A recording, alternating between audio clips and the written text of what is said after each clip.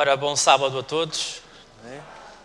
Agradecemos aos nossos pequenos o louvor que prestamos e que prestaram a Deus. Aonde quer que eu vá, comigo um anjo sempre está. Uma afirmação bastante verdadeira. Meus queridos, que Deus nos abençoe, que os anjos dele estejam connosco, não só o anjo da guarda de cada um de nós, né? Portanto, estão aqui tantos anjos quanto estão seres humanos, pelo menos um por cada ser humano, mas certamente estarão aqui mais também. Que Deus vos guarde a todos e antes de passarmos ao estudo desta manhã, vamos curvar a nossa cabeça e vamos fazer uma pequena oração rápida. Grandioso Senhor, grandioso Deus, neste momento, Senhor, aqui estamos para te agradecer pela companhia dos santos anjos aqui conosco e vimos suplicar-te, Senhor, especificamente pela mensagem que vamos estudar juntos agora, Senhor. Te suplicamos não só a tua ajuda para mim que vou expor a mensagem, mas para todos os irmãos que a vão ouvir e receber, Senhor. Que seja o Espírito Santo a orientar tudo aquilo que vai ser aqui dito e ouvido, Senhor. Em nome de Jesus te suplicamos. Amém.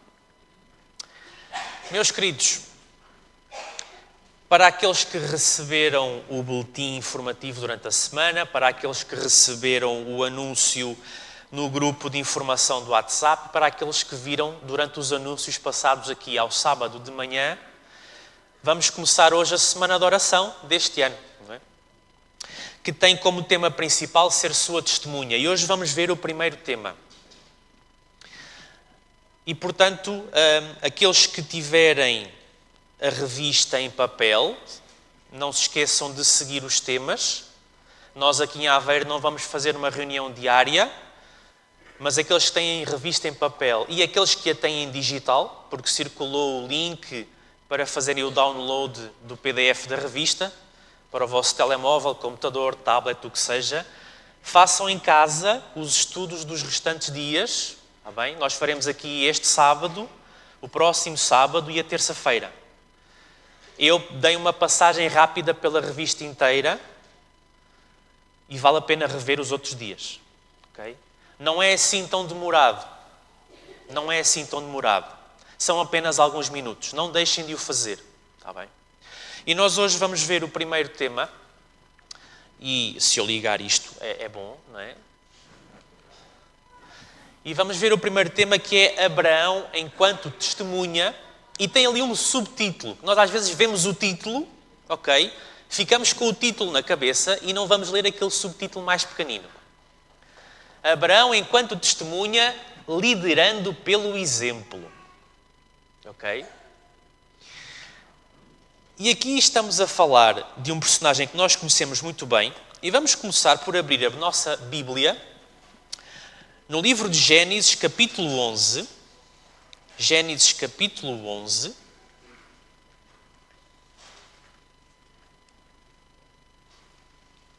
versos 31 e 32.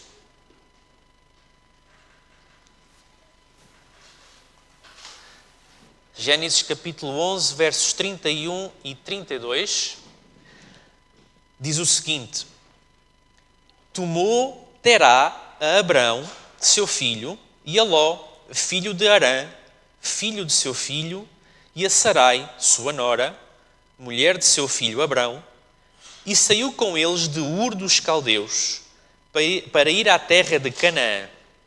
Foram até Harã, onde ficaram. E havendo Terá vivido 205 anos ao todo, morreu em Harã. E começamos o estudo desta manhã dirigidos à cidade de Ur, não é? A famosa Ur dos Caldeus, não é? A famosa Ur dos Caldeus, que nos tempos antigos talvez fosse alguma coisa como o que vem ali na parede. O que ali vem é uma reconstrução digital feita por computador a partir dos artefactos arqueológicos e da documentação que existe encontrada até hoje. Eu não sei quão bem conseguem ver, mas conseguem ver ali, mais ao fundo do vosso lado, mais à esquerda, uma construção que parece que é bem maior do que as construções à volta dela. Estamos a falar de uma cidade, não apenas uma cidade, uma metrópole gigantesca, ok? Construída poucos anos depois da famosa rebelião da Torre de Babel, rebelião essa que foi pouco tempo depois do famoso dilúvio. E, portanto, não passou assim tanto tempo depois do dilúvio.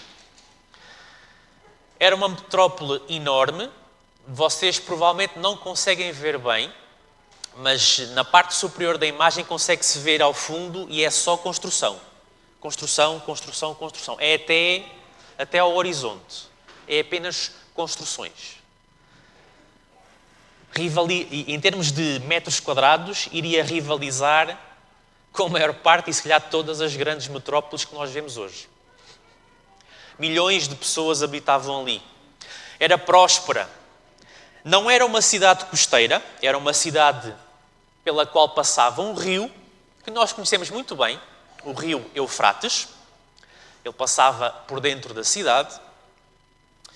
Era uma cidade cheia de produtos agrícolas, artesanato, cerâmica, tecidos, joalharia, etc. Muita indústria, muito comércio. E ainda por cima, ela não era costeira, mas não ficava assim tão longe da costa. E, portanto, o seu grande comércio era muito alimentado pelos portos que ficavam a poucos quilómetros da cidade. É verdade que não havia caminhões, não havia comboios, era tudo de carroça e de camelo, mas os transportes faziam-se.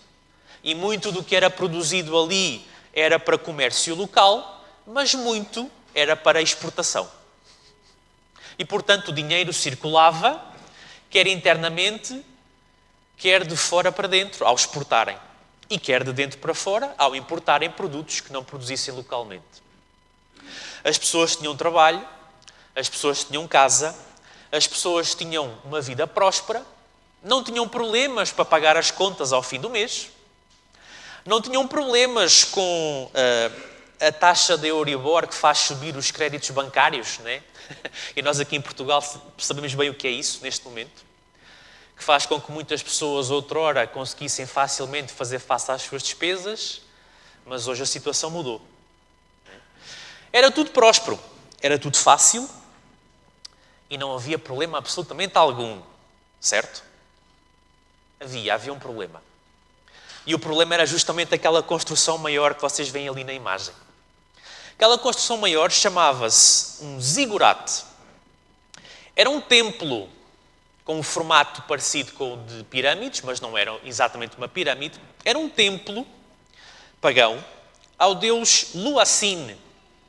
E naquele templo vocês conseguem ver um pouco que ele é feito por camadas. Os sumérios e os habitantes da Mesopotâmia faziam os seus templos, por norma, em camadas. Tinham vários andares. E a construção do andar superior era sempre com uma área um pouco mais reduzida que a do andar abaixo. E, portanto, havia varanda por cima de cada andar, muitas vezes com árvores, com vasos, com flores, com ornamentos, o que seja. E era assim, por vários patamares. E este zigurate, ele era interessante do ponto de vista arquitetónico, porque cada patamar, cada andar tinha uma cor diferente. Eram usados materiais diferentes. E o topo, aquele topozinho que vocês talvez consigam ver um pouco mais branco, lá em cima, eu até tenho aqui o apontador, posso tentar apontar. Aquele topozinho ali era feito todo de prata. Imaginem o que é todo um edifício, porque as áreas eram grandes, feito todo de prata. E, portanto, pobreza não havia ali. É óbvio que os homens fazem muitas coisas, os seres humanos fazem muita coisa. A maior parte delas por motivos religiosos. Nós hoje vivemos num tempo em que as pessoas dizem que não são religiosas. E mal sabem elas que têm não sei quantos deuses. Somos, se calhar, tão religiosos como eram os antigos. Temos o Deus do futebol, temos o Deus das novelas, temos o Deus do dinheiro, o Deus do trabalho, o Deus das festas. Temos tantos deuses. Só não temos estátuas para representar esses nossos deuses. Né? Às vezes até temos. Às vezes há assim umas estátuas de uns jogadores de futebol ou umas estátuas de qualquer coisa. Né? Não há lá ninguém a ajoelhar-se à estátua, tipicamente. Né? Mas nem sabemos nós quantos deuses temos. Só que nós fazemos muitas construções, a humanidade inventa muito e no final as construções acabam todas assim. E isto é o Ur dos Caldeus, hoje. Tanta riqueza, tanta prosperidade, tanta engenharia civil, tanto um exército enorme, tanto trabalho, tantos seres humanos que trabalharam ali, que se esforçaram e que deram a vida e que construíram casas e família. No final, acaba tudo assim. Aquele templo enorme, o centro de cultura e de religião da sociedade e daquela cidade, é isto. Só sobrou a camada de baixo, porque era a única que era feita assim de terra e de barro.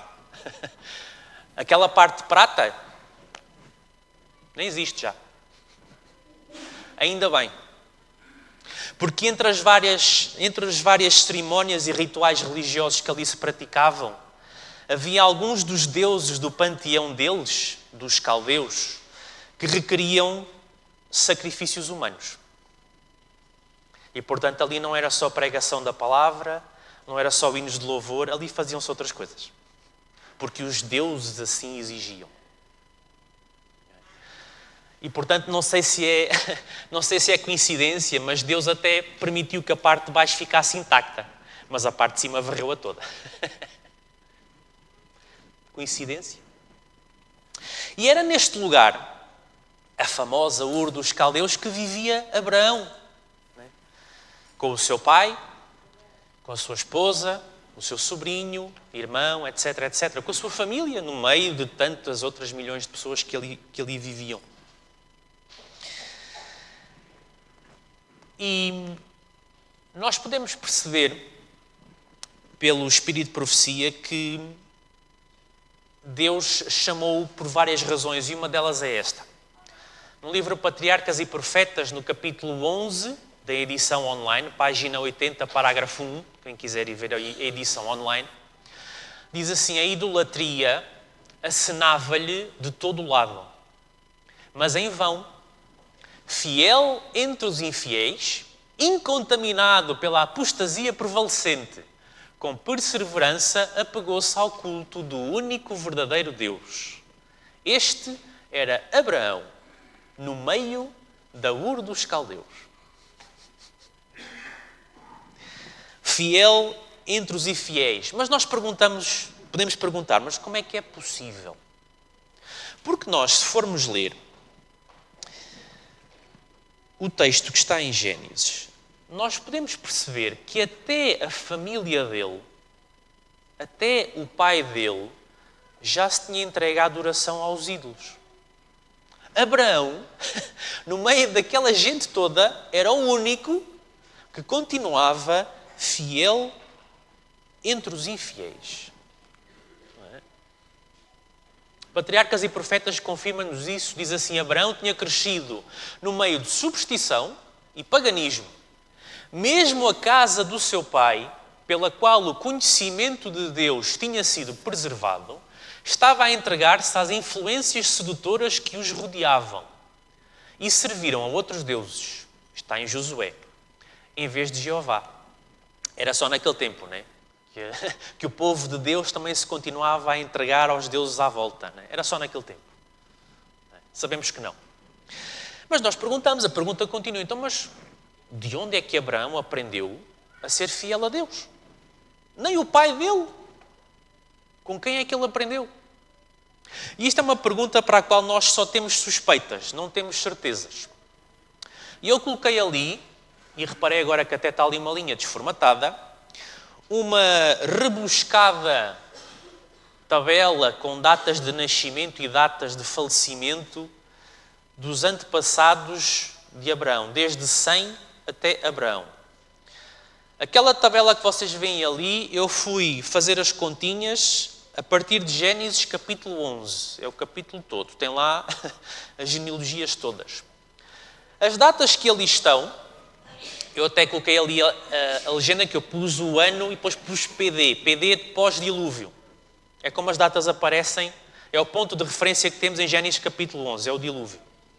São datas que não são exatas, são estimativas, até porque o texto que está em Gênesis capítulo 11, ele diz que determinada pessoa viveu X anos e gerou a outra pessoa. Não diz em que mês, em que semana, em que dia é que o descendente nasceu. E, portanto, não é razoável pensar que todos eles nasceram no mesmo dia do mesmo mês. Né? Não faziam todos aniversário no mesmo dia.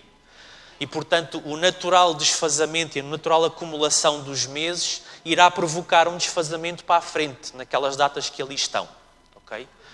Aquelas datas que ali estão são apenas as contas que um mero leitor consegue ir ler o texto com papel e caneta e ir fazendo as continhas.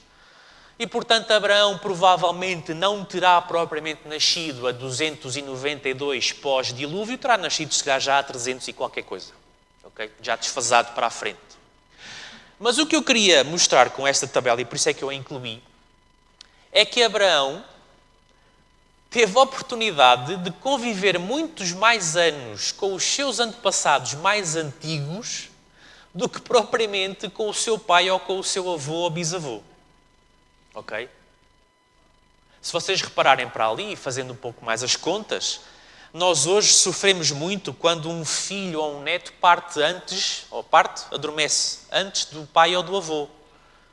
Mas vocês já pararam para imaginar o que é que Sem experimentou? O primeiro que está ali naquela lista? Quantos descendentes é que Sem viu adormecerem antes dele? E nós hoje perdemos um filho ou um neto e já choramos baba e ranho. Porque não é suposto um filho ou um neto adormecerem no sono da morte antes do pai ou do avô. Aqueles homens tinham que ter uma capacidade de suportar as agruras da vida, se calhar maior do que nós temos hoje.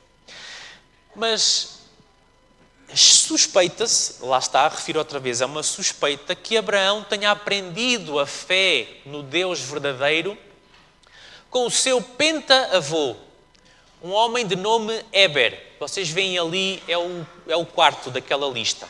Éber. Suspeita-se que tenha sido este homem que tenha ensinado ao seu pentaneto a fé que aprendeu dos seus antepassados. Mas seja lá como for que Abraão aprendeu a fé e de quem ele aprendeu a fé no Deus verdadeiro, seja de Éber ou de outro antes, o que sabemos é que no livro de Hebreus, capítulo 11, verso 8, podemos abrir até Hebreus, capítulo 11, verso 8, o que sabemos é o que está ali escrito, meus queridos. Ora, Hebreus, capítulo 11, verso 8, é um texto que nós já ouvimos muitas vezes. Já o lemos muitas vezes, né? Independentemente de quem tenha ensinado a Abraão a fé em Deus e a existência de Deus, o verso 8 diz que pela fé, Abraão, quando chamado, obedeceu, a fim de ir para um lugar que devia receber por herança e partiu sem saber para onde ia. E este é o chamado de Abraão. Deixava o local que era então o local da terra mais rico, mais inovador, tecnologicamente falando, com uma engenharia civil mais avançada, mais próspero, onde era fácil encontrar emprego ou até criar a própria empresa, onde era fácil pagar as contas, deixava tudo aquilo que parecia tão bom, né? Para ir para um lugar que Deus disse, olha, vai para um lugar que eu depois te vou mostrar. Foi pela fé mesmo. E aqui é um ponto muito importante, meus queridos, porque nós olhamos para esta situação e pensamos assim, mas porquê? Não tem lógica. Se Abraão queria testemunhar, e estamos a falar de Abraão enquanto testemunha, Ele tinha ali milhões de pessoas a quem testemunhar. Era um local perfeito para testemunhar, em teoria. Estavam ali milhões de pessoas, todos eles a precisarem de conhecer o Deus verdadeiro. Porquê é que Deus o manda sair dali? Não tem lógica. E este é o problema que nós fazemos muitas vezes. Começamos a raciocinar com a nossa lógica humana. E esquecemos-nos que não é a nossa lógica humana que conta. O que conta é a lógica divina. Mesmo que eu, ser humano, não entenda porque é que Deus me disse para fazer uma coisa. Não é a minha lógica que conta. É a lógica divina. E por isso mesmo, não há texto nenhum, nem em Gênesis, nem em Hebreus, não encontram um verso na Bíblia que diga, e Abraão, poxa, perguntar a Deus porquê, e Abraão, poxa, pensar. Não. O que os textos dizem é que Abraão ouviu a instrução e obedeceu. Não interessa porquê. Deus pediu, ele lá sabe o que faz. E nós temos que aprender a pensar desta forma. Temos que mudar a nossa programação neuronal aqui no cérebro. Deus pediu, nós fazemos. Porquê? Ele lá sabe. Pode ser que Ele nos explique e pode ser que Ele não nos explique. Nós hoje sabemos porque é que Jó passou pelo que passou. Mas existe alguma evidência no texto de Gênesis e de Jó que diga que Deus lhe explicou a ele o que se passou? Jó é muito provável que nunca tenha chegado a ter conhecimento das acusações que Satanás fez a Deus lá no céu. Nós hoje sabemos porque Moisés escreveu. Mas Jó, se calhar, nunca teve conhecimento. Às vezes Deus explica e às vezes Deus não explica. E diz, confia, tem fé, confia em mim, obedece. E esta é a primeira lição, a primeira grande lição que podemos aprender com Abraão. E ele saiu de Ur com o seu pai ainda, foi para Harã, e em Harã o seu pai faleceu. E Gênesis capítulo 12, verso 5, diz que tomou Abraão Sarai, sua mulher, e Ló, filho do seu irmão, portanto seu sobrinho, e toda a sua fazenda que tinha adquirido, e as almas que lhe acresceram em Harã, e saíram para irem à terra de Canaã. E agora vamos abrir Gênesis capítulo 12 e vamos continuar a ler. Porque existe aqui uma questão bastante interessante. Gênesis capítulo 12, verso 7. Gênesis capítulo 12, verso 7, diz assim, o que acabámos de ler foi o verso 5, e o verso 7 diz, apareceu o Senhor a Abraão e lhe disse, darei à tua descendência esta terra. Ali edificou Abraão um altar ao Senhor que lhe aparecera. Passando dali para o monte ao oriente de Betel, armou a sua tenda, ficando Betel ao ocidente e Ai ao oriente. Ali edificou um altar ao Senhor e invocou o nome do Senhor. Depois seguiu Abraão dali, indo sempre para o Negueb. E nós lemos aqui 3 versos. Eu até podia ter lido só 2, mas pronto, li o verso 9 também. Quantos altares é que Abraão constrói nos versos 7 e 8? Quantos altares é que ele construiu? 2. Em 2 versos. Em 2 versos. Passou por ali, construiu um altar. Passou por acolá, construiu um altar. Passou no outro sítio, mais um altar. E mais não sei o quê, mais um altar. E ele levantava as suas tendas, ia para outro sítio e a terra ficava toda como estava quando ele lá chegou, certo? O que é que lá ficava? O altar. O altar não era portátil e desmontável. Ele não desmontava o altar para depois o ir montar noutro sítio. As tendas eram, o altar não. Os altares ficavam. E havia pessoas, comerciantes e caravanas que continuariam a passar por ali e a verem os altares. Abraão enquanto testemunha. Muitas vezes nem era Abraão que testemunhava. Era aquela construção de pedras que ele tinha lá deixado. E as pessoas, já percebendo de quem é que construía aquilo, porque sabia que quem pedia a construção daqueles altares de pedra era o Deus de Abraão, quando passavam por ali, viam a construção e, olha, já sei quem é que passou por aqui. Abraão esteve aqui. E esta é a questão. Que altares é que nós construímos por onde passamos? Passamos por vários sítios ao longo da vida. Seja em casas, escolas, trabalhos. Construímos altares por onde passamos? Será que ficam lá altares quando a gente vai embora? Ou será que nós chegamos a um sítio, fazemos o que temos a fazer e depois desmontamos as nossas tendas, vamos para o sítio seguinte e aquilo ficou exatamente igual como estava quando a gente lá chegou? Não ficou lá nenhum altar. Não fizemos lá altar nenhum. Será? Mais outra grande lição. Queremos testemunhar, então temos que aprender a construir altares por onde passamos. E não estou a falar, claro, de uma literal construção de pedras. Obviamente. Estou a falar de outro tipo de altares. Temos que aprender a ser como Abraão. E depois estes altares tinham uma outra função. É porque Abraão construiu o altar, mas depois fazia qualquer coisa no altar. Ele praticava adoração ao Senhor, sacrificando o cordeiro, juntando a sua família e toda a sua casa, portanto isso incluía servos, empregados, as respectivas esposas, filhos dos servos, etc. Juntar toda a gente. Vamos todos juntos adorar ao Senhor.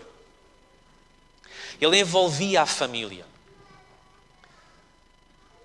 E esta era mais uma grande questão.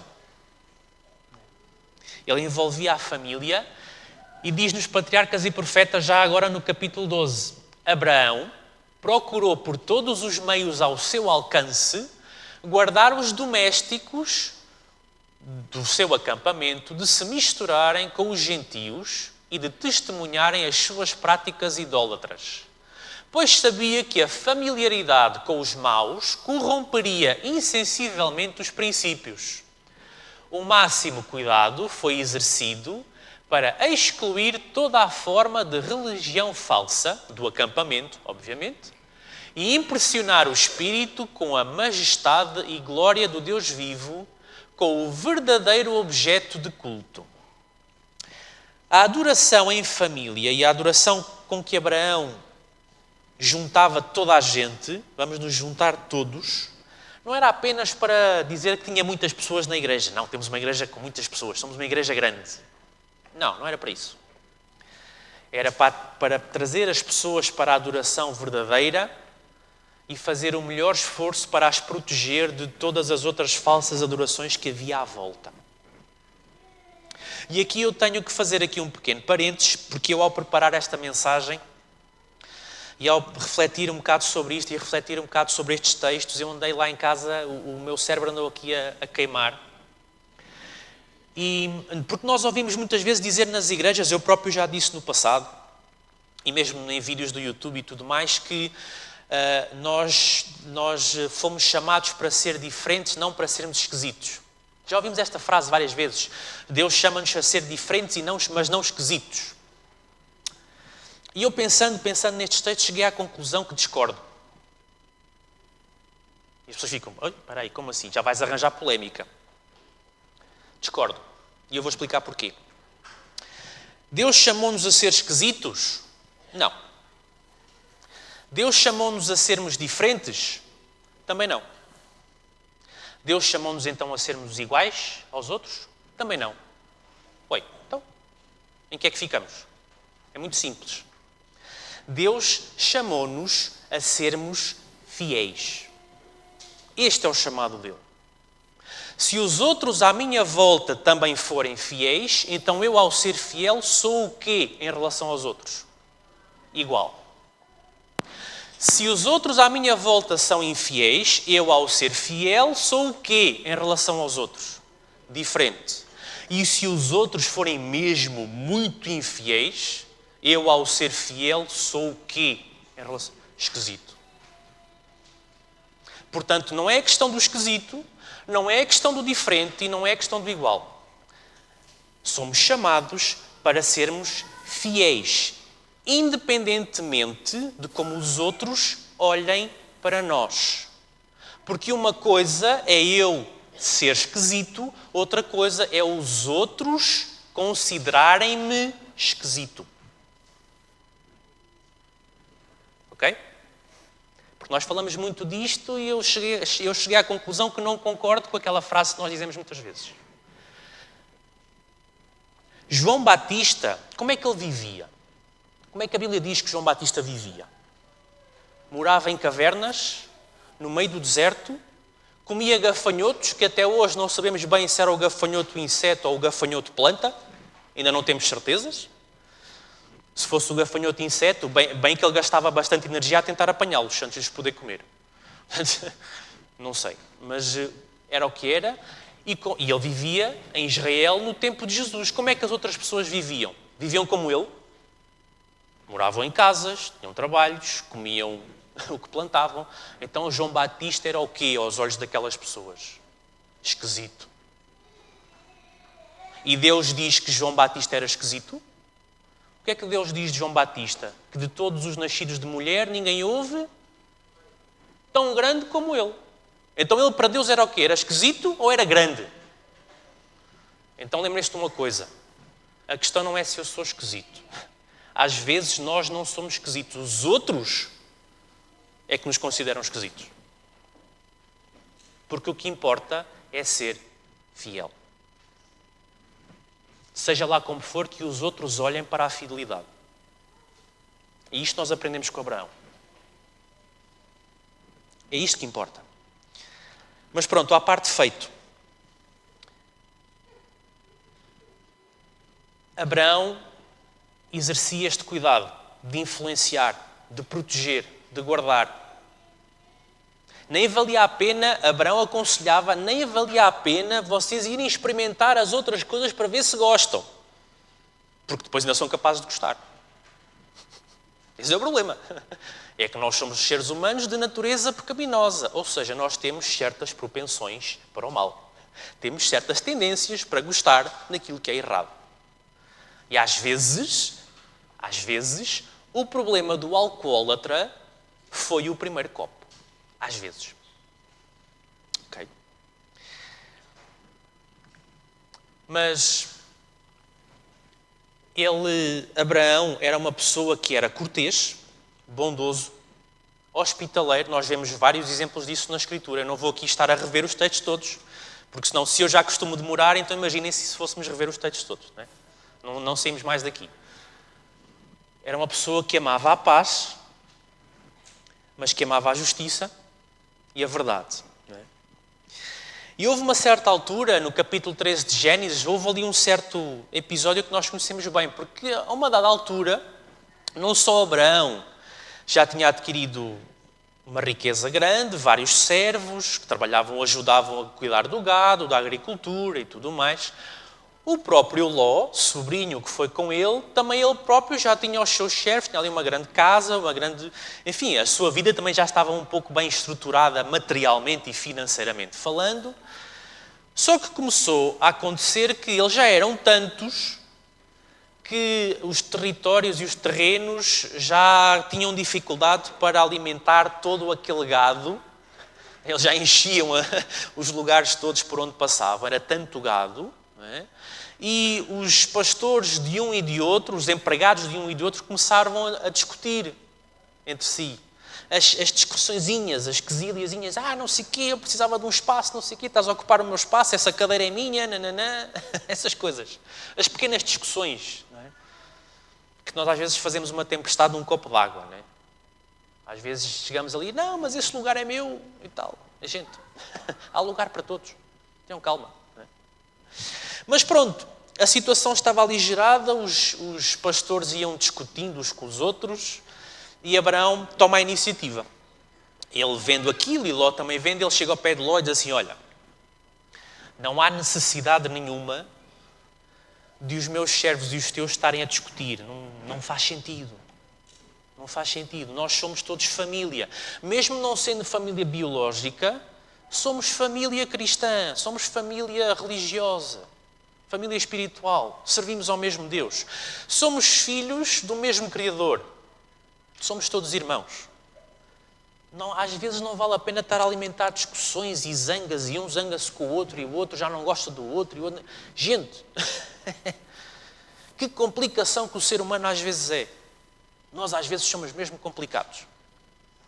E discutimos e zangamos e tudo. E Abraão, sendo um homem sábio e que amava a paz, a cortesia e o bom trato, ele chega-se ao pé do sobrinho e diz, olha, não há necessidade, é ridículo, por outras palavras, é ridículo estarmos aqui com os nossos pastores e os nossos servos a discutirem uns com os outros. Vamos dividir, a tua casa já está muito grande, a minha também, vamos dividir, ok? E tu escolhes um sítio, eu vou para o outro. Não é? E nós sabemos que até de acordo com o contexto da época e a cultura da época, nós até percebemos que Ló até foi ingrato, porque pela cultura da época era de boa educação o mais novo permitir que fosse o mais idoso a escolher primeiro. E portanto, quando Abraão diz a Ló, olha, escolhe tu, a resposta educada de Ló teria sido, não tio, tu és o mais maduro, o mais idoso. É teu privilégio escolher. Esta teria sido a resposta educada e de cortesia e elegante. Mas Ló, não foi isso que Ló fez. Ló fez, então eu escolho ali. Escolho ali, aquele lugar é o melhor. Ele olhou, não, aquele lugar é o melhor. Então eu fico ali, pode ser? Pode. Pronto, então tu vais para ali e eu vou para o outro lado. Não há problema nenhum.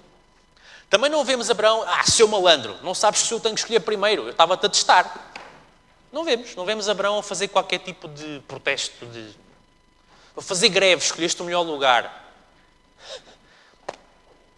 Abraão não atua assim, não faz protestos, greves, não refila, Esse não é Abraão. Pronto, ok, vais para ali, tudo bem, e eu vou para o outro lado, tranquilo. Tranquilo, este é Abraão. O homem que amava a paz e que evitava ao máximo as discussões e as zangas sem sentido, sem propósito, que não edificam e que não contribuem para nada. Só contribuem para separar, para dividir, para nos zangarmos, para dificultar as coisas, para não se conseguir fazer nada e para estar toda a gente a discutir com toda a gente. Metade da igreja a discutir com a outra metade. Abraão evitava isso tudo. Isso não edificava. O apóstolo Paulo, a dada altura, ele escreve, e nós conhecemos bem, que tudo me é lícito, mas nem tudo me convém. E ele na frase seguinte explica porquê. Porquê é que não convém? Porque ele repete, tudo me é lícito, mas nem tudo edifica. As coisas que não convêm, às vezes a pessoa até pode ter razão. Até podemos ter razão em discutirmos, em protestarmos, mas eu discutir e eu protestar vai contribuir para edificar os meus irmãos? Ou vai contribuir para nos zangarmos e ainda irmos para baixo?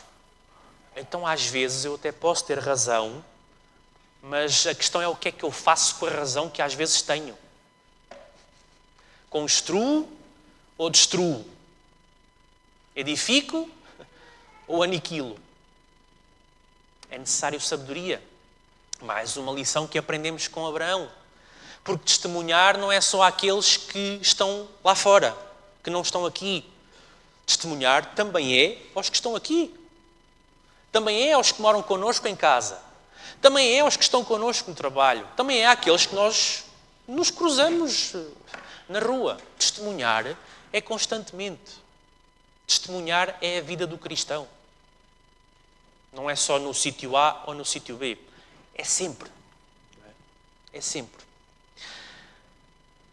E depois acontece uma situação mais à frente na história, porque Abraão vai então habitar nas montanhas, nas regiões montanhosas, porque Ló escolheu a planície fértil, regada pelo rio, onde foram construídas cidades, e nós conhecemos o nome de algumas delas. Sodoma Gomorra, e sabemos pelo menos o nome de mais uma. Qual era a terceira? Eu perguntei a mais difícil, claro. Sodoma, Gomorra e... Eu já ouvi baixinho. Zoar. Okay? Estas três nós sabemos o nome. As outras não. As outras só sabemos que eram e as outras cidades da Campina. Não sabemos os nomes delas. Okay? E há uma determinada altura que existem alguns reis de outros reinos que se juntam porque aquela região era tão fértil e tão próspera que naturalmente o que é fértil, próspero e rico vai atrair atenções indesejadas. E reis de outras nações juntam-se militarmente para irem ali e anexarem aquele território fértil aos seus. Não é? E, portanto, existe uma batalha. Os reis daquelas cidades perdem. As pessoas são levadas como prisioneiras, incluindo o ingrato Ló e a sua família. O ingrato Ló. Só que o que é que diz Patriarcas e Profetas? O que é que Deus nos revelou pelo Espírito de Profecia? E a própria Bíblia diz isso. Diz assim, Abraão, habitando em paz nos carvalhais de Manre, soube por um dos fugitivos a história da batalha e a calamidade que sobreviera ao sobrinho. E agora reparem o que é que ele está. Não alimentara qualquer lembrança desagradável da ingratidão de Ló. Não importava. Despertou-se toda a sua afeição por ele e decidiu que devia ser libertado. E agora reparem ali. Procurando antes de tudo o conselho divino, Abraão preparou-se para a guerra. E nós vemos isto no relato bíblico de Gênesis capítulo 13 e 14. Abraão foi à guerra. Okay? Os reis tinham conquistado aquele território, estavam no caminho de volta com todos os prisioneiros, milhões de pessoas, e Abraão, com toda a sua casa, os seus chefes, todos os seus homens que eram pastores. Não eram soldados treinados. Tudo bem, tinham que proteger o rebanho de animais ferozes. Tinham alguma capacidade física, naturalmente, se calhar muito mais do que nós, e tinham alguma capacidade bélica para enfrentar os perigos de cuidar de um rebanho em terreno aberto. Foram no encalço estes homens, derrotaram-nos todos e não sofreu e não morreu um único prisioneiro. Libertaram-nos todos. E por aqui nós vemos várias coisas. A primeira é que Abraão não perde tempo, eu não vou dizer não gasta tempo, eu vou dizer mesmo não perde tempo a alimentar ressentimentos e ingratidões. Ele não perde tempo com isso. Porque não edifica. Tudo me é lícito, mas nem tudo edifica. Existem pessoas a precisar de ajuda. E depois ele faz uma coisa muito interessante. Porque ele não decide sozinho que vai ajudar. O que é que ele faz primeiro? Diz ali que procurou, antes de tudo, a lógica humana. É isso que diz o texto? O que é que ele procurou? A lógica divina. Senhor, o que é que tu queres que eu faça? Nós temos esta frase também nas Escrituras. Senhor, o que é que tu queres que eu faça? Imaginem que Deus tinha respondido a Abraão, fica quieto, não vás. O que é que acham que Abraão tinha feito? Tinha ido para a guerra libertar o sobrinho? Não. Porque nós já vimos que Abraão não argumentava com a lógica divina. Ele confiava. E, portanto, se Deus lhe tivesse dito, fica quieto, quem trata daquele assunto sou eu, Abraão, ok, tranquilo. A tua vontade é a minha obra. Tranquilo. E isto é uma lição que nós temos que aprender. Porque às vezes nós queremos resolver as coisas. E Deus às vezes diz, vai, resolve. E Ele às vezes diz, está quieto. Está quieto. Fica quieto e deixa que seja eu a resolver. Não me atrapalhes. Por outras palavras. Não me atrapalhes. Eu resolvo. E nós temos que aprender a entender quando é que Deus diz vai e quando é que Deus diz fica. Quando é que Deus diz mexe, faz e quando Deus diz está quieto. Temos que aprender a discernir isto. Mas ele foi. Deus disse vai. Vai, porque eu vou-te dar aqueles homens todos nas tuas mãos. Vai. O resultado, eu garanto-te o resultado. Faz a tua parte, vai. E ele vai. Liberta toda a gente, ok? Não há ressentimento nenhum, nem sequer há desejo de colher vantagem. Porque pelas regras, pelo menos daquele tempo, mas até hoje, pelas regras de uma guerra, os despojos de guerra ficam para os vencedores. E para os vencedores, aqueles que derrotaram no campo de batalha. Não é para os vencedores, os outros que foram os beneficiados. Okay? E, portanto, por direito, todas aquelas pessoas, milhões de habitantes, que eram prisioneiros de guerra, agora seriam de quem? De Abraão.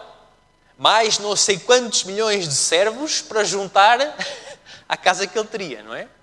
E os reis de Sodoma e Gomorra, os reis libertados, disseram, olha, temos um pedido para te fazer. Eu sei que por direito tudo é teu, não só os objetos todos, prata, ouro, moedas, tecidos, colheitas, tudo o que estava a ser levado, mas também as pessoas. Por favor, deixa-nos ficar com as pessoas, porque nós, se não tivermos pessoas, não conseguimos reconstruir os nossos locais, as nossas cidades. Né? Se não houver mão de obra, quem é que faz as coisas? Ninguém. E os reis fazem este pedido a Abraão. E Abraão como é que responde? Tudo bem, podem levar as pessoas, pronto, o resto é meu. Foi isso que ele disse? O que é que ele disse? Gente, eu não quero nada disso.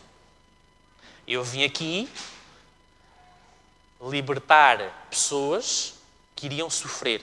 Eu não vim aqui para ganhar vantagem. Eu vim aqui para fazer justiça. A justiça está feita. Não quero vantagem. Fiquem com os vossos bens, com as vossas colheitas, com as vossas pessoas. Eu não vim fazer o bem por interesse. Nós vimos isso hoje na escola sabatina. Eu não vim fazer o bem para ganhar alguma mais-valia em troca. E dizer isto hoje no século XXI, não é? Porque no século XXI, como se costuma dizer, ninguém dá nada a ninguém, ninguém faz nada sem estar à espera de algo em troca, não é? O toma lá, dá cá. E Abraão diz, olha, faz o bem, o resto não é contigo. Faz o bem. Faz o bem, faz o justo, porque é bom e é justo. Pronto, não é porque vou ganhar alguma coisa, é porque é bom e porque é justo. Então, é para fazer. Pronto, está feito. Simples. Simples assim. Deus não é complicado, meus queridos. Deus não é complicado. Nós é que somos complicados. Deus é simples. Faz o bem porque é bem. Faz o certo porque é certo. Faz o justo porque é justo. Com Deus é tudo simples. Nós complicamos. E, portanto, Abraão tem aquele ato de uma misericórdia, de uma bondade e de um desprendimento das coisas e das vantagens gigantesco. Não é? Mais um testemunho. Mais um testemunho. Porque nós temos tantas formas de dar testemunho. Viver de acordo com os princípios de Deus coloca-nos em tantas situações para dar testemunho. Às vezes no trabalho podemos ter uma oportunidade de ajudar alguém para depois ter algo em troca. E se eu fizer isso, eu fiz aquilo que pela lógica humana seria normal. Mas se eu ajudar esse alguém e não quiser nada em troca, eu nem faço ideia do potencial testemunho que posso estar a dar. Eu não tenho noção. Só Deus tem. Às vezes nós queremos testemunhar com campanhas evangelísticas, pregações de não sei quê, e às vezes o simples existir como cristão já nos faz testemunhar. O simples existir como cristão. O simples viver como cristão. Isto é ser testemunha. Isto é liderar pelo exemplo. Lembram-se do subtítulo? Liderar pelo exemplo. Ser exemplo. E agora reparem. Ele, Abraão, o adorador de Jeová, não somente tinha prestado um grande serviço ao país, porque aquelas cidades faziam parte de todo um país, mas mostrara-se ser um homem de valor. Viu-se que a justiça não é covardia e que a religião de Abraão tornava-o corajoso ao manter o direito e defender os oprimidos. O seu heroico ato fez com que a sua influência entre as tribos vizinhas aumentasse grandemente. E há ali uma parte que eu pus a vermelho, a primeira que eu pus a vermelho, porque temos ali mais outra grande lição para aprender. A justiça não é covardia. E o que é que eu quero ensinar com isto?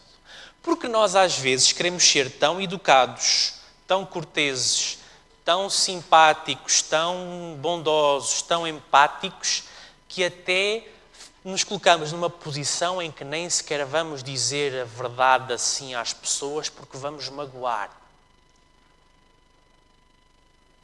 Nós queremos ser tão bondosos que às vezes, sem dar por ela, começamos a passar paninhos quentes nas costas dos pecados e das falhas uns dos outros.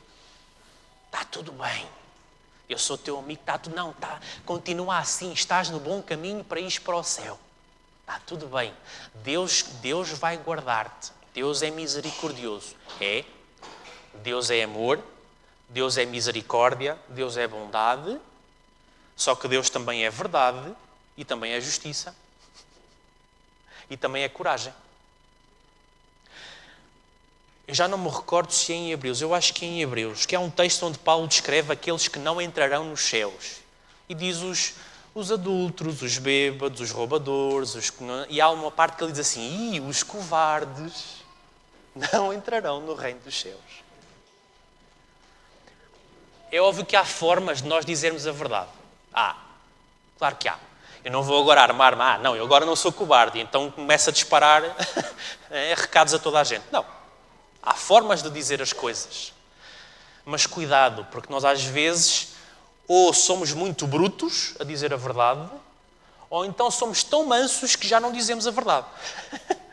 Nem 8, nem 80. Nem bruto, nem sem noção. Nem bruto, nem tanto a querer ser amigo e a querer ajudar que não digo a verdade e a pessoa, não, está tudo bem contigo, fizeste bem. Quando eu sei perfeitamente que aquela pessoa não fez bem. Nem 8, nem 80. Justiça não é covardia.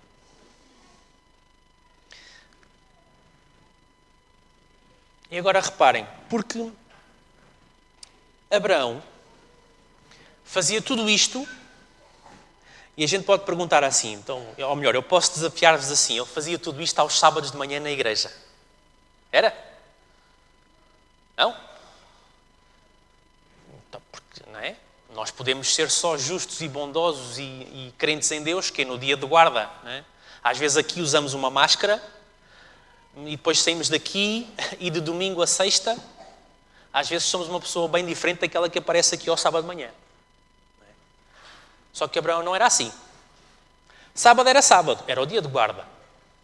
Mas Abraão era fiel adorador do Deus verdadeiro, sábado, domingo, segunda, terça, quarta, quinta, sexta, sábado, domingo, segunda, terça. 24/7.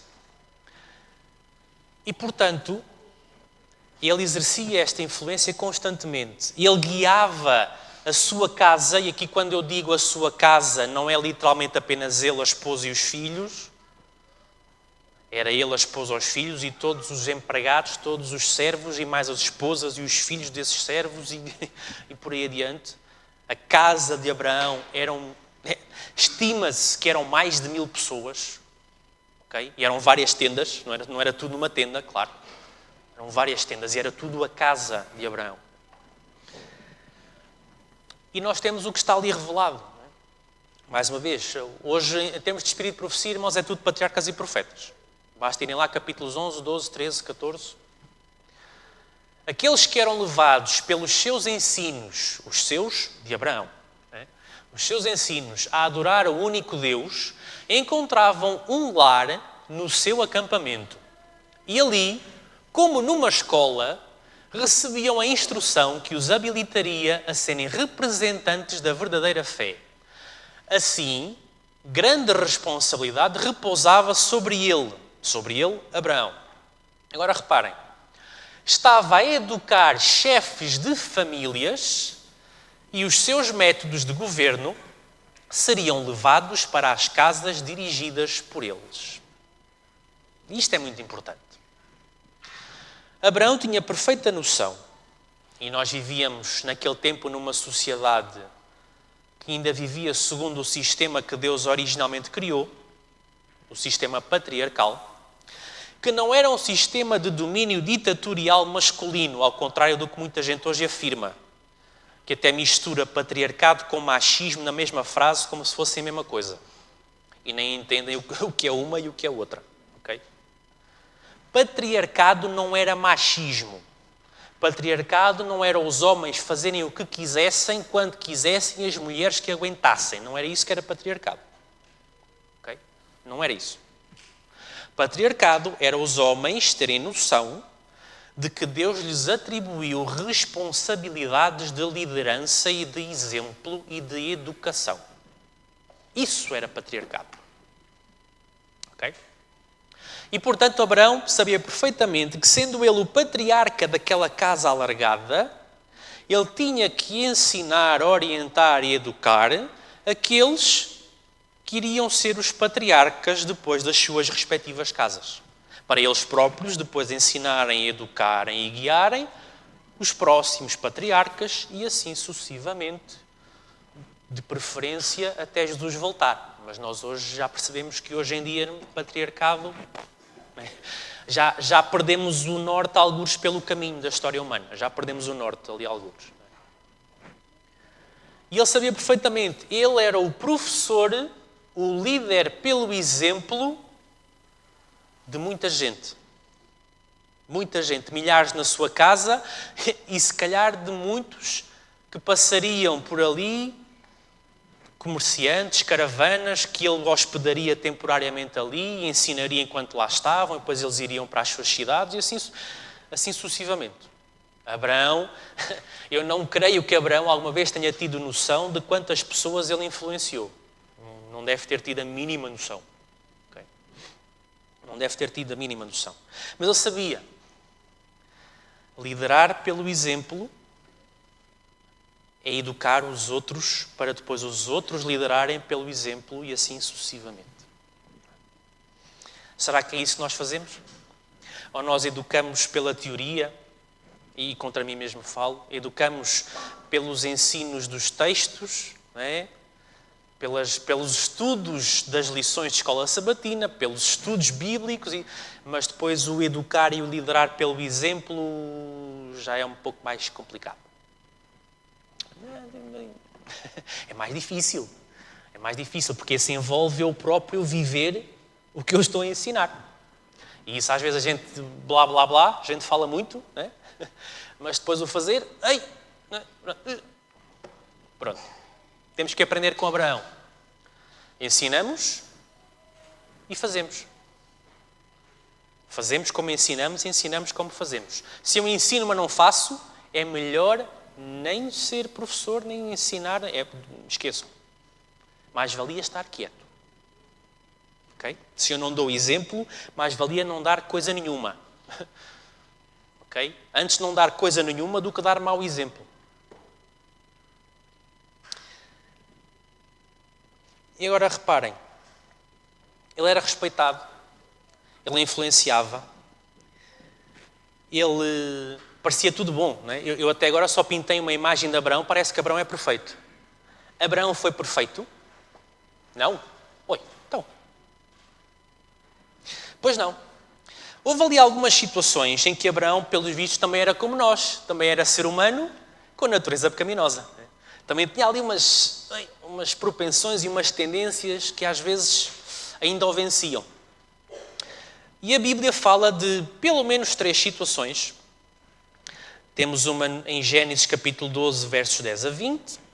Temos outra em Gênesis capítulo 16, versos 1 a 49. E ainda outra em Gênesis capítulo 20, é o capítulo todo. Situações em que Abraão, afinal, não fez bem aquilo que devia ter feito. Gênesis capítulo 12, vamos abrir, Gênesis capítulo 12, verso 10. Basta o verso 10, eu não vou ler tudo, porque eu nem trouxe, esqueci-me do meu telemóvel para ver as horas, portanto nem sei a que horas estamos, portanto vamos acabar quando acabarmos, ok? Gênesis capítulo 12, verso 10, dizia assim: havia fome naquela terra, desceu, pois, Abraão ao Egito para aí ficar, porquanto era grande a fome na terra. Vamos pegar nisto. O local onde Abraão estava começou a haver seca, as culturas começaram a não produzir, a pastagem para o gado começou a diminuir, começou a faltar alimento, a faltar meio de subsistência. E depois o texto diz que Abraão desceu ao Egito. O texto, infelizmente, não diz assim: Abraão perguntou a Deus o que fazer e depois desceu ao Egito. Não. O texto diz: Abraão desceu ao Egito. Este foi um daqueles momentos em que Abraão fez como nós fazemos muitas vezes. Colocamos a lógica humana como sendo mais importante que a lógica divina. Ele pensou com cabeça de homem: não, eu tenho fome aqui, eu vou para o outro lado onde há comida. Mas nem sequer se lembrou de perguntar à lógica divina: olha, o que é que tu queres que eu faça? Ok? E nós conhecemos a história, vou adiantar. Né? Ele chegou ao Egito e como era comum naqueles tempos acontecer que quando um homem tinha uma esposa bonita, um outro, se tivesse poder e quisesse a esposa, arranjava maneira de assassinar aquele homem para depois ficar com a esposa. Enfim, era corriqueiro naqueles tempos. E Abraão, mais uma vez como ser humano, né, teve medo. Sara era bonita, né? É o que o texto diz. Sara era bonita, era formosa. Não era só bonita, o texto diz formosa. Formosa vem da palavra forma. Portanto, não era só apenas beleza. Era forma de corpo, era jeitosa. Okay? Vocês reparem que, por exemplo, no texto de Jacó, quando o texto bíblico fala que Jacó viu Raquel, o texto diz que Jacó viu que Raquel era formosa de corpo e de rosto. Portanto, até ressalva as várias partes do corpo. Okay? Portanto, a palavra formosa não é apenas beleza ou elegância ou bonita, é mesmo formosa, okay? Com forma. E Abraão sabia, né? Então, olha, vamos fazer assim, como nós somos meio irmãos, para além de sermos esposo e esposa, tu dizes que és minha irmã, né? Que assim eles não... Pensou pela lógica humana, né? E depois nós sabemos o que aconteceu, né? Se ela é irmã, então agora é minha esposa, né? Pronto. O faraó levou Sara para o palácio e depois Deus disse: não. E começaram a acontecer ali umas coisas complicadas no palácio e o faraó começou a perceber que havia ali qualquer coisa diferente. Oh, Abraão, pois ela é minha esposa. E agora é que dizes?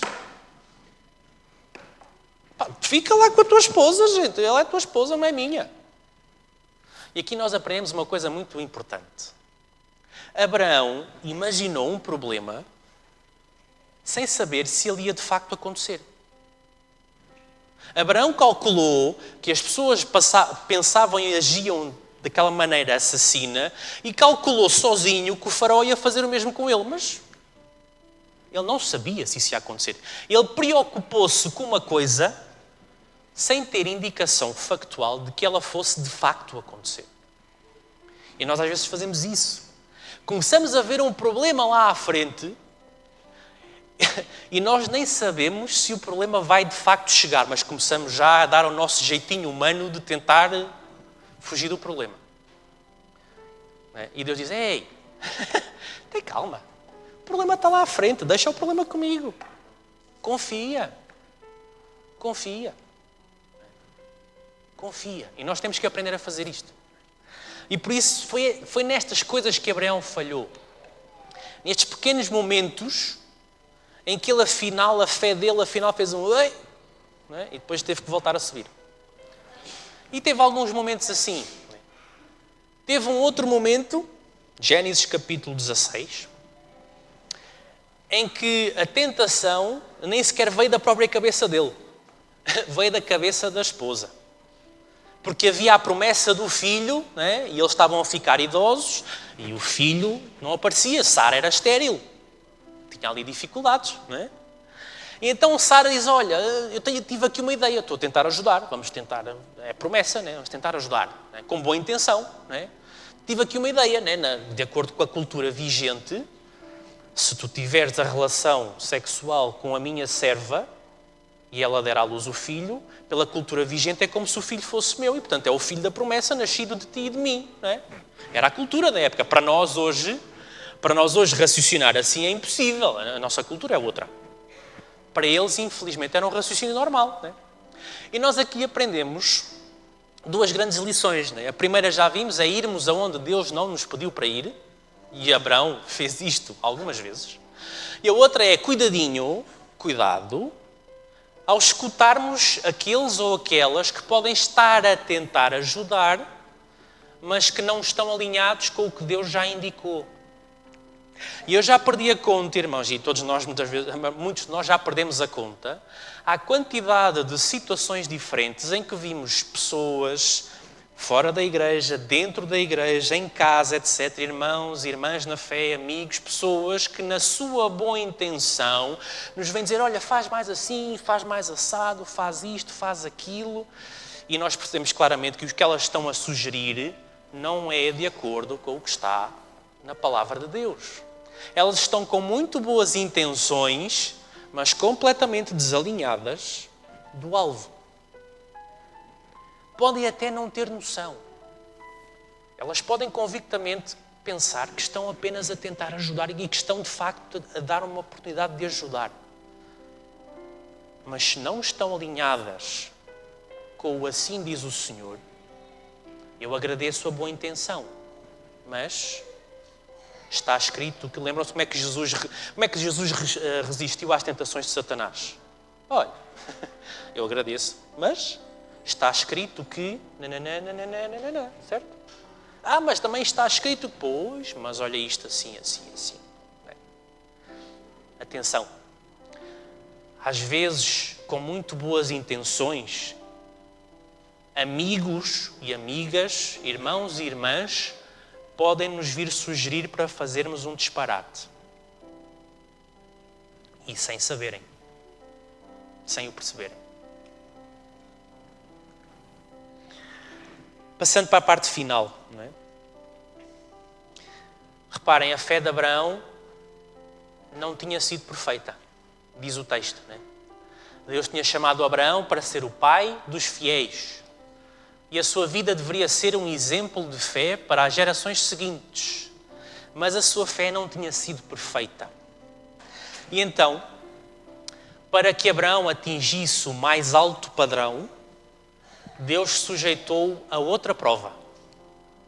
A mais severa, a mais difícil que homem algum tinha sido chamado a suportar. E nós sabemos que prova é esta. Nós sabemos que prova é esta. Abraão, diz, Senhor, estou aqui. O que é que queres que eu faça? Pega no teu filho. Já tinha nascido o filho de Sara. Deus já tinha resolvido o problema da esterilidade de Sara. Pega no teu filho, que tu amas muito, o filho da promessa,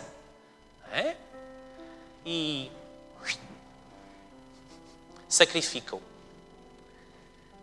Vocês já pararam para pensar o que deve ter passado pela cabeça de Abraão quando ouviu isto? espera aí, senhor, espera aí. Mas os falsos deuses é que pedem aos seus adoradores sacrifícios humanos. Nós vimos no início, era o que se fazia no Zigurate, lá em Ur. Tu não és assim. Ué. Porquê é que me estás a pedir uma coisa que os falsos deuses é que pedem? Ainda por cima o filho da promessa, o filho que tu disseste que era por intermédio dele, queria-se propagar a promessa e a promessa depois do Messias. E se ele morrer... Certo? Eu só estou a raciocinar com lógicas humanas. Já repararam, não é? Mas o que deve ter passado pela cabeça de Abraão? Agora reparem. O que é que Deus nos revelou que lhe passou pela cabeça? Diz o seguinte: Abraão era humano. As suas paixões e afeições eram semelhantes às nossas. Mas não parou para discutir como é que a promessa se poderia cumprir no caso de Isaque ser morto. Não se deteve ou não parou, não gastou tempo a argumentar com o coração dorido. Sabia que Deus é justo e reto em todas as suas reivindicações e obedeceu à ordem. Ponto final. É assim que acaba o texto? Não? Obedeceu à ordem parecido com o que ela foi dada. Parecido. Mais ou menos. É isso? Não? Ele obedeceu à ordem exatamente como a ordem lhe foi dada. Se é para fazer isto, então é para fazer isto. Não é para fazer aquilo. Sim, um pouco mais ao lado. Mais uma grande lição, a última. Se Deus nos diz na Escritura e no Espírito de Profecia, faz A, B e C. É isto que é para fazer. O que é que eu faço? Eu faço A, B e E. É parecido. Bem, eu só mudei ali, eu só ajustei uma coisinha à minha cultura. Já ouvimos isto muitas vezes. Não, isto tal, a multiculturalidade. Então eu fiz o A, o B, mas na minha cultura o C não se faz C, faz E. Então eu vou ajustar ao meu tempo, à minha cultura. Era isso que Abraão fazia? Não, Deus disse A, B e C. E Abraão chega lá, vamos fazer o A, vamos fazer o B, e a seguir vamos fazer o C. Foi o que Deus disse. Mais uma grande lição. Hoje fala-se muito em inovar e é importante inovar. E nós vimos também na lição, é importante inovar, mas cuidado, que o meu inovar não transforma um C num E. Cuidado. Não é pecado inovar, não é errado inovar. Depende do inovar. Se o meu inovar pegar no C e for C, tranquilo. Se pegar no C e o converter num E,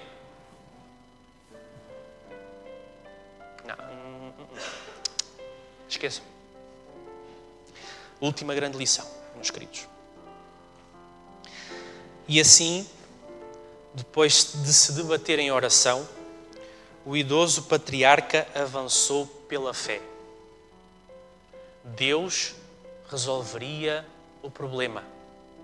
Quer Isaque morresse, quer Isaque não morresse, Deus sabe o que faz e Deus sabe o que pede. Ele é todo poderoso. Ele resolve o problema. Amém. Amém. E reparem, últimas situações. Abraão e Isaque. Agora até coloco aqui agora Isaque ao barulho. Abraão e Isaque, última questão. Eles nem sequer tiveram a noção, e esta eles não tiveram mesmo. E nós temos hoje porque está escrito, não tínhamos hipótese de ter. Eles nem tiveram noção da quantidade de criaturas, eu aqui já não coloco pessoas, só criaturas, que eles estavam a ensinar com aquele ato. Ok? Reparem, últimas duas citações do Espírito de Profecia. capítulo 13 de Patriarcas e Profetas diz assim: tinha sido difícil, mesmo para os anjos, entender o mistério da redenção.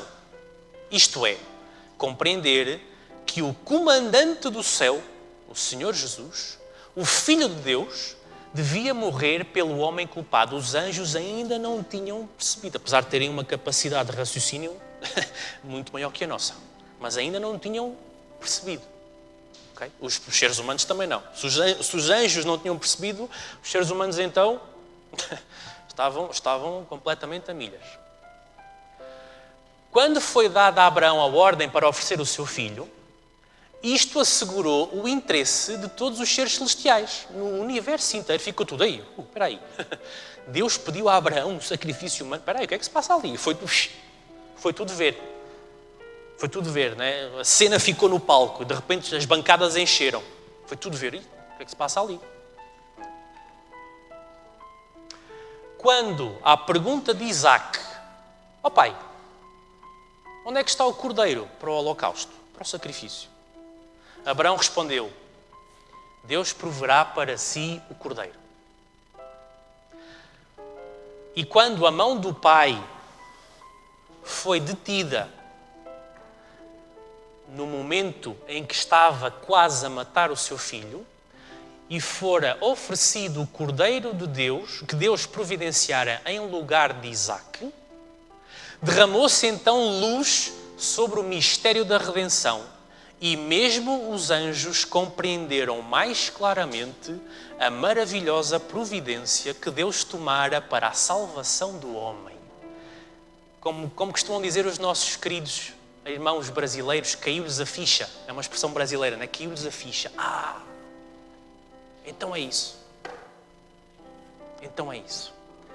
O Cordeiro de Deus inocente vai substituir o ser humano e vai ele pagar o preço que o ser humano devia pagar.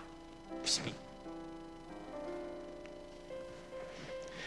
Nós nem fazemos ideia de como Deus pode usar uma criatura para ensinar outras criaturas que às vezes até têm mais capacidade de raciocínio e tudo mais que aquela criatura que ensinou. Nós, seres humanos, nós temos um cérebro e uma máquina que Deus desenvolveu aqui, todo um sistema neuronal extraordinário. É limitada, mas ela faz muita coisa. E às vezes nós olhamos para uma formiga, para um outro inseto, para um gato, para um cão, para uma criatura que não tem as mesmas capacidades intelectuais que nós, a mesma consciência, e às vezes são as criaturas supostamente inferiores que nos ensinam lições. E Abraão e Isaque, como criaturas com uma capacidade inferior à dos anjos, foram professores dos anjos. Liderando pelo exemplo, vivendo, pregando e vivendo. Concluindo, já devem estar todos com fome. Vamos resumir. Às vezes, a lógica divina, eu não sei se conseguem ler, porque está um pouco pequenino, eu podia ter posto maior. A lógica divina, às vezes, não corresponde à lógica humana. Às vezes, aliás, eu arriscaria, muitas vezes, Deus não pensa como nós. Okay? E, portanto, às vezes, quando nós formos pegar num problema, não, eu já sei como é que eu faço, para tudo. Senhor, o que é que tu queres que eu faça? E depois, esperemos pela resposta. Segundo ponto. Este texto nós conhecemos bem. Ensina o menino no caminho em que deve andar e, até quando for velho, não se desviará dele, que era o que Abraão fazia. Ensinava Abraão, o patriarca, o chefe de família, o líder, formava, dava formação, o empresário, né? Fala-se muito de liderança nas coisas empresariais. O José Carlos agora vai perceber bem o que é que eu vou dizer a seguir. Não é? Líder não é apenas aquele que faz as coisas funcionarem. Líder é aquele que, para além disso, ensina os que vêm a seguir para quando ele já ali não estiver, os outros também poderem fazer funcionar e ensinar, e assim sucessivamente. Este é o líder, este é o verdadeiro governante, este é o verdadeiro empresário, este é o verdadeiro dirigente. Isto serve para tudo. Isto serve, ou deveria servir, não é? Isto devia servir para governos políticos e civis, lideranças religiosas, lideranças dos desbravadores, lideranças dos departamentos aqui da igreja, da estrutura toda, lideranças da União, da Conferência Geral. Isto deve servir para todos. Líder é o que faz funcionar e é o que ensina os próximos líderes. Terceiro ponto. Boas intenções não fazem bons conselhos. Sara tinha muito boas intenções, mas teve uma péssima ideia. Péssima. E como nós podemos constatar hoje, em 2013, em 25 de novembro de 2013, ainda hoje se vêem as consequências. 2023, desculpa. Ainda hoje vemos as consequências da péssima ideia de Sara. Péssima. Com muito boa intenção. Quando nós vamos aconselhar alguém, primeiro avaliemos, não é para avaliarmos a nossa boa intenção, nós amamos uns aos outros, pelo menos é suposto. Mas avaliemos bem o conselho que vamos dar. Antes de ele sair daqui para fora, porque quando ele sai, já não dá para pôr de volta. Saiu.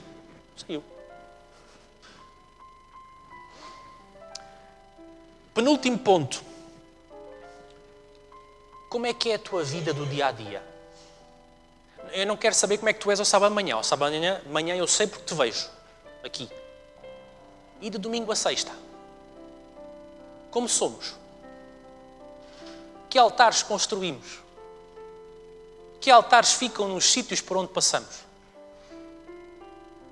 Que vida vivo eu? Ou será que eu vivo duas vidas? A de sábado e a de domingo a sexta? Contra mim falo. Meus queridos, não me levem mal. Um conselho que eu também já estou a tentar aprender bastante. É mais fácil viver só uma vida. Porque viver duas, se uma já dá o trabalho que dá, duas então, gente, é melhor viver só uma. Okay? Igual. Constante. E último ponto. Aprende com Abraão. Confia em Deus e obedece às suas instruções exatamente como Ele as dá. O restante, Ele resolve. Mas isso não vai ser conveniente, isso vai me prejudicar. Não sei. Basta a cada dia o seu mal. O resto, Ele resolve. Que assim seja. Sejamos testemunhas, aprendamos a liderar pelo exemplo. Amém.